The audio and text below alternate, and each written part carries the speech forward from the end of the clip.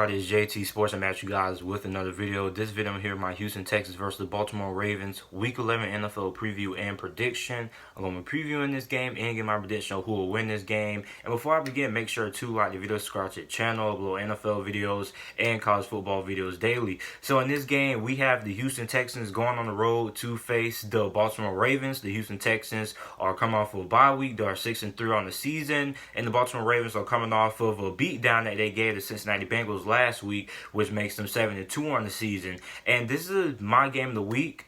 And the reason why this is my game of the week is because we have two MVP candidates scoring off. We have Deshaun Watson versus Lamar Jackson, two of the best dual threat quarterbacks in the NFL right now.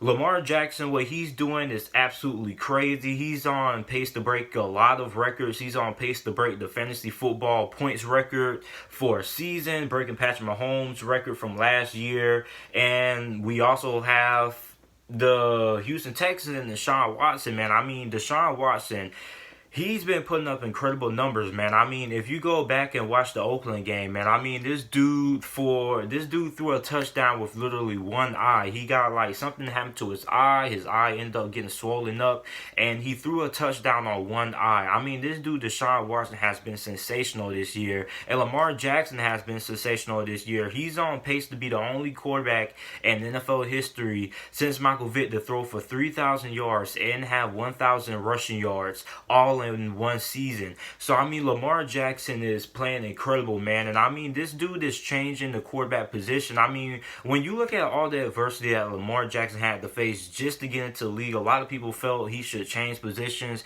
that he should try to be a running back or a wide receiver, because a lot of people were saying that his style wouldn't translate well at the NFL level. And now look, I mean, this guy is in discussion for the NFL MVP award. So I mean, looking at these two teams, man, I mean, Houston has been pretty solid on the offensive side of the ball. They were probably one of the better offensive teams in the NFL. A big reason for that is because of Deshaun Watson, and also because of how improved their offensive line has been. Their offensive line is only allowing 2 sacks per game last year compared to last season when they were allowing nearly almost 4 sacks per game. And Deshaun Watson has had a pretty clean pocket for over the last couple of weeks. He hasn't really been sacked that much compared to what he was at the beginning of the season. So if Baltimore isn't able to get pressure on Deshaun Watson, they're able to let him sit back there, survey the field, and give him all day to throw, then this is going to be a very long day for this Baltimore Ravens defense. And for the Houston Texans, they have to find a way to stop Lamar Jackson. Now, this is a Houston Texans defense that is top 10 in stopping the run, and they don't allow a lot of teams to rush for a lot of rushing yards. They're allowing less than 100 rushing yards per game, but the weakness of their defense has been their inability to stop the pass. Now, a big reason why that is because they lost 2 of their best pass rushers. They traded Jadeveon Clowney.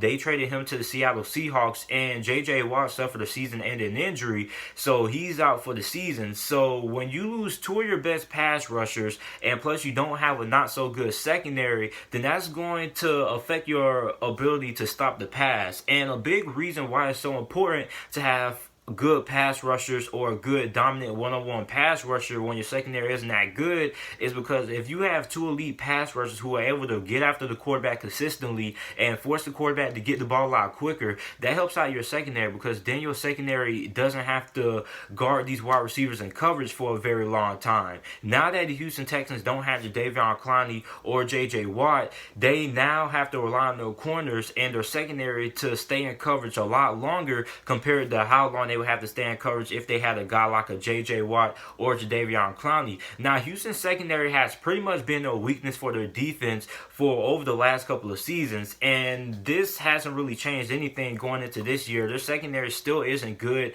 This is one of the worst secondaries in all of football. They're allowing they're 27th in the NFL in passing yards per game allowed. So all that they are good at stopping the run, the question is, can they stop Lamar Jackson in his passing attack for the Baltimore Ravens? Because they have a lot of weapons that you have to worry about. You got to worry about the 2 tight ends that they have, Hayden Hurst, Mark Andrews. Then you got to worry about Marquise Hollywood-Brown. He's one of the better rookie wide receivers that we have in the NFL right now.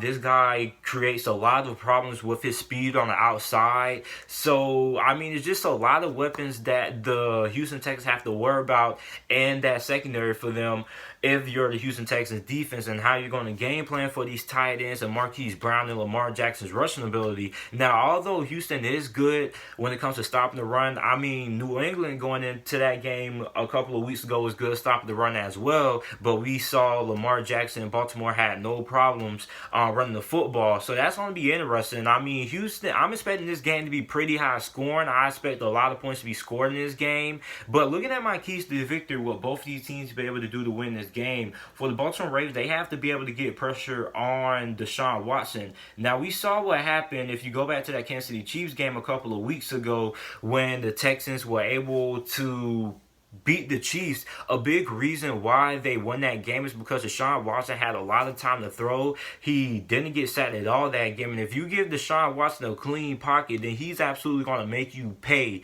So if you're Baltimore, you're going to have to be able to get pressure consistently on Deshaun Watson. You're going to have to force him to get the ball out quick, because this is a Houston Texans team that can get a lot of big plays quickly when you look at all the weapons that they have at the wide receiver position. So if you're the Baltimore Ravens, you want to force Deshaun Watson to get the ball out quick, and don't let Deshaun Watson have all day to sit back there and throw the football and let him take a lot of shots deep, because I think Deshaun Watson has one of the best deep balls in all of football, and that's one thing that Baltimore is going to have to game plan for. And the way to stop that is to make Deshaun Watson get the ball out quick by blitzing and sending pressure his way, because then when you send pressure his way, then you force him to have to get the ball out quickly, because then you don't allow those deep passing routes down the field to develop. The next thing that Baltimore has to be able to do if they want to win this game is that they have to be able to take shots deep. Now, this Houston Texans secondary is not good, and this is one of the worst pass defenses in all of football. So if you're Lamar Jackson and you're Greg Roman, the offensive coordinator for the Baltimore Ravens, you want to take a lot of shots deep on this Houston secondary, because one, they're not very good stopping tight ends. So you got Hayden Hurst, you got Mark Andrews that they have to worry about for the Houston Texans on the defensive side of the ball, and you got Marquise Hollywood-Brown, who's going to create a lot of problems just because of how fast he is and how good of a deep threat that he is. So the Houston Texans have a lot of things they have to worry about in that secondary. Their secondary is not that good. So if you're Baltimore, you want to attack the weakness of their defense, which is their inability to stop the pass. So what Houston has to be able to do to win this game is they have to limit the big pass plays for Baltimore. Now, I said this earlier, the Baltimore Ravens have a very unique offense. I mean, they can run the football, and then they can utilize play action and get those tight ends the ball deep and get Marquise Brown the ball deep. So if you're Houston, you're going to have to limit those big pass plays. And when you look at how bad Houston secondary has played this season, that's pretty much going to have to be their biggest key. Now, they're going to have to find a way to limit all these weapons that they have with the tight ends that the Baltimore Ravens have